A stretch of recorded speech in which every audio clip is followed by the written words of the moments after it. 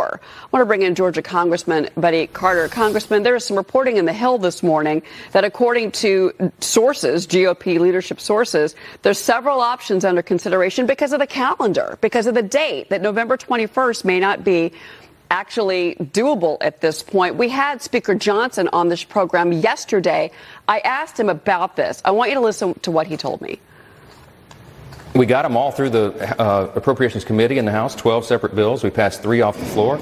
The Senate passed 3. They don't match up exactly, so we have Conference Committee working to work out the differences and get that done. The next batches that we will pass through and off the House floor are being prepared right now by the appropriators, and they're doing that in bipartisan discussions, by the way, because this should be something that's bipartisan. So we're very optimistic that we can keep that process going forward and be better stewards of taxpayer dollars. That's our call and our charge here. We're working on it very hard. Republicans in charge will get that done. We just need, again, a couple of Democrats in the Senate to help us because we need 60 votes over there. We only have 53 Republicans. But, Congressman, your reaction, because some of these Republican sources are saying there's not enough time at this point. Well, we do need more time. We need more time for the appropriators to do their job. They're working diligently, I can tell you, and as the Speaker indicated, in a bipartisan fashion. So giving them more time, and then we may need to do a longer CR. We may need to do it further out than November the 21st. And if we have to do that, then I think that I think that our conference would be willing to do that. But until Chuck Schumer, John Ossoff, and the Democrats in the Senate agree that we need to continue and we need to open this government back, we're not going to be able to get anything done. They are holding our troops. They are holding our government workers hostage in order to get health care coverage for illegal immigrants. And that is something that's not going to happen. Well, that is something that you're calling on in particular. You mentioned Senators Ossoff and Warnock. Obviously the Trump administration, now we're learning this morning that the Trump administration is going to release more than $3 billion to aid U.S. farmers. I know this is something that's near and dear to your heart. That money has been frozen as a result of the shutdown. Now, he's directing the Agricultural Department to distribute that money from a fund that was used to bail out distressed farmers during his first term. Georgia farmers were supposed to receive $531 million in Hurricane Helene aid, but that is delayed. And that is something that you are, again, calling on Ossoff and Warnock to step up to the plate on. Again, another example of where they're holding Georgia farmers hostage in order to get health care coverage for illegal immigrants. And that's despicable of them to do that. John Ossoff and Raphael Warnock need to represent the values of the state of Georgia. They do not do that. They are not representing the farmers. Agriculture is the number one industry in our state. Our farmers right now are in the midst of the harvest season. They need this money. They need this aid in order to get the crops out of the field. And this is something that the senators don't seem to understand or don't seem to care about. So when we had Speaker Johnson on yesterday, he was talking about these different bills. So 3 of the 12 appropriations bills are there. This is the VA, agriculture, and the FDA. So that money, this seems to be where the movement is.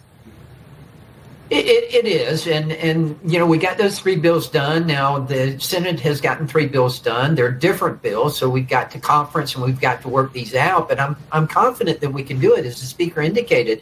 Evidently, the appropriators are working in a bipartisan fashion, and I applaud them for that. This is something that is important to our country, and we need to get this done. And yes, I'd like to get back to regular order, and all of us would. We'd like to be able to pass these funding bills, but let's get the government open first. Get the government open, and then we can start negotiating on things that we need to be talking about, like the ACA subsidies. These subsidies are going to be important. Yes, we understand that. We need to negotiate, but get the government open first, and then we will negotiate.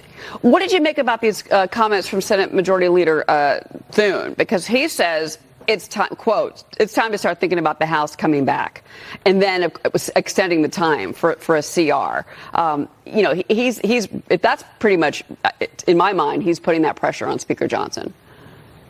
Well, it appears that he is, but let's make sure we understand. We in the House did our job. We passed a clean CR to get us through November the 21st. And in the past, the Democrats in the Senate have voted 13 times for CRs.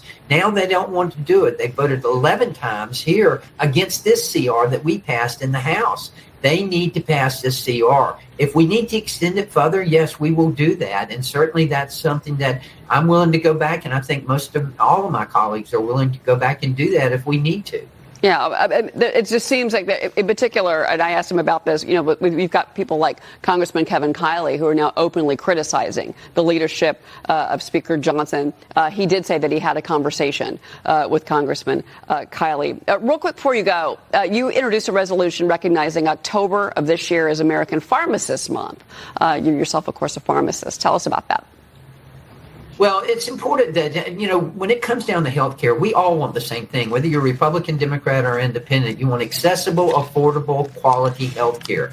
Pharmacists are the most accessible healthcare professionals in America. Almost 9 out of 10 Americans live within 5 miles of a pharmacy. We value the services that pharmacists provide in this country. And that's why even Dr. Oz has said that the $50 billion is supposed to go to rural hospitals. He wants some of it used for pharmacy services. And I think that's a very good idea and a very good use of money. Mm-hmm. Pharmacists are some of, as I say, the most accessible healthcare professionals in America. And we celebrate and we applaud them for the work that they do. Congressman Buddy Carter, it's always great to have you on the program. And we're going to be watching what unfolds today on the Hill. Appreciate it. Thank you. All right.